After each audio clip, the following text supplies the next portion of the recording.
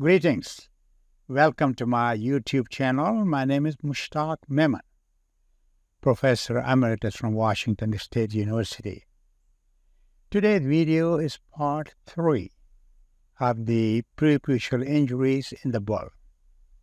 The second part, we talked about the medical treatment of the preputial injuries, and today our focus is more on surgical procedures of the bull's prepuce. So let me mention about the physical facilities. For this kind of surgery, you really need to have a hydraulic table, which is available in the United States in almost all veterinary teaching hospitals that I know of, and then some private practices. And these hydraulic tables are utilized for many, many other procedures too, including C-sections and things like that. On the left-hand side, as you can see, we are transporting that bull, which is going to have a surgery done. And I happen to be on the left-hand side. As you can see how I look like in 1980s at Oklahoma State. I am being helped with our senior veterinary student, while transporting the bull. So these surgeries are done usually under the regional anesthesia and sedation. And before we think about this surgery, we need to make sure that this prepuce, injured prepuce, is all healed and there's no infection there before you think about cutting the tissue. Because when there's edema, it's very difficult to really assess how much tissue is, so to speak, abnormal to cut. So please do not get in a rush because it requires some patience to get that, the injury or the wound cleaned and, less edema in it. So once you have that, then you have to figure it out how much extra prepuce need to come out. And there are two surgeries most commonly done. One is the circumcision or resection, and the other one is called reefing or anastomosis. So in reefing operation, as you can see on these slides, we try to pull this penis out, and that you can see on the top of the slides, and then you see how much prepuce is there to come off. Now, the rule of thumb is that you should have at least 1.5 to 2 times the length of the free portion of the penis. So 2 times as much of the size as the free penis, part of the penis, to have a prepuce. And then you try to, put forceps, towel forceps at the apical ridge of the penis, and keep the penis extended out, and then pull the prepuce on the top and try to identify how much you are going to cut that prepuce.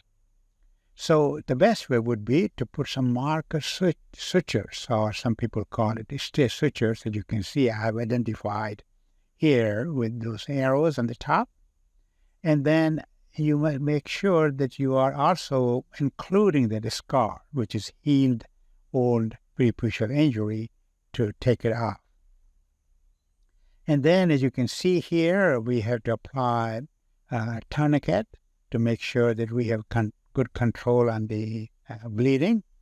And then very carefully, you are going to make those 2 circumcision cuts and then slowly try to dissect the prepuce. Has to be a fairly superficial surgery. You don't want to go too deep because you've got quite a bit of supply there. So you want to be careful to try to peel it off, so to speak, with this surgery. So after you do that, as you can see on the right-hand side, a picture from a textbook showing how you're going to bring those edges together. So you do that, and then in this way you complete the procedure, and then let the penis go back to the normal place in the prepuce.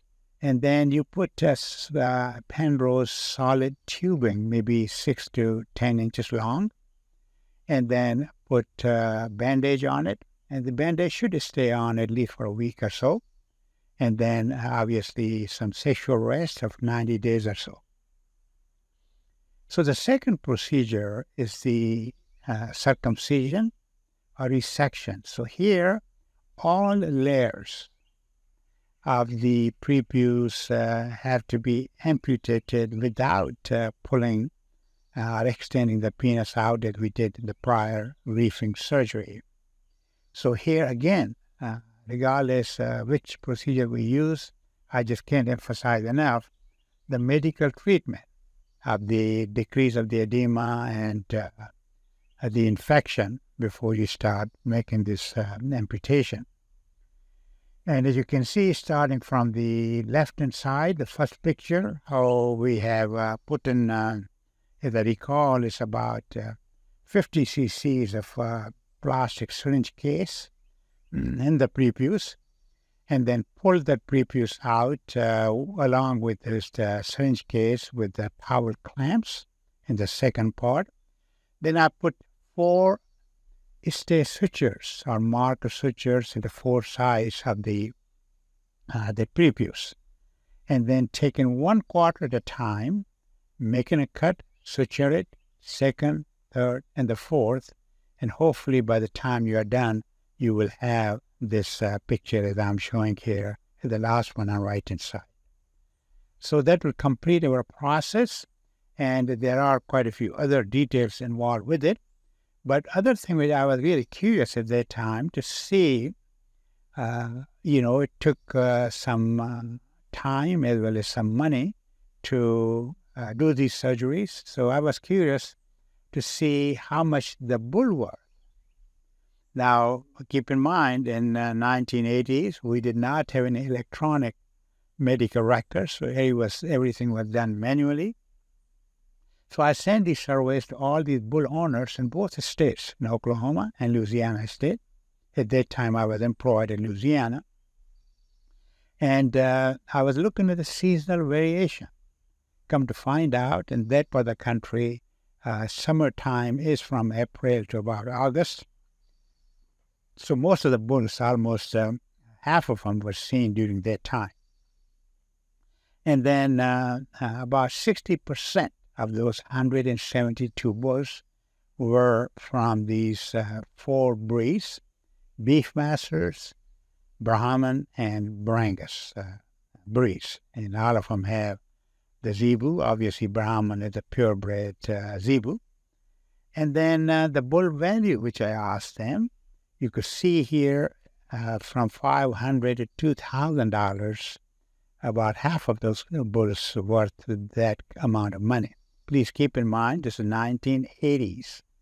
So you could multiply this cost maybe 3 to 4 times in today's value of the dollar.